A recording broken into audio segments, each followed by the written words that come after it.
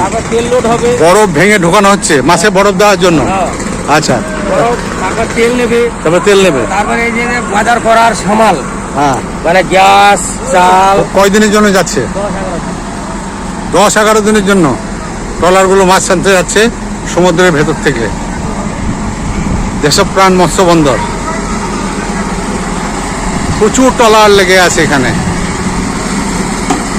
7 দিন, 10 দিন, 15 দিনের জন্য সব ট্রলারগুলো যাচ্ছে।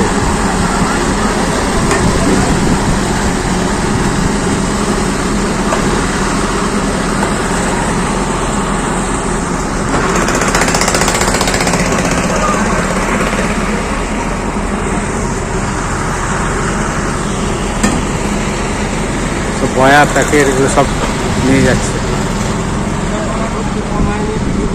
ওই ট্রলারগুলো আসছে সব মাছ নিয়ে। মাছ নিয়ে, আচ্ছা, এরা মাছ লোড করে নিয়ে যাচ্ছে। এটা কত দূর যায় এরা? মিনিমাম ওটা 10 ঘন্টা 12 ঘন্টা বাইক যেতে হয়। এবার 24 তোমার তো বাংলাদেশের কাছাকাছি সমুদ্রে চলে যায়। হ্যাঁ, আচ্ছা, মানে এখন ছাড়লে আবার জাল ছাড়া হবে। এই নদীটার নাম কি? নদীটার নাম রসুলপুর নদী।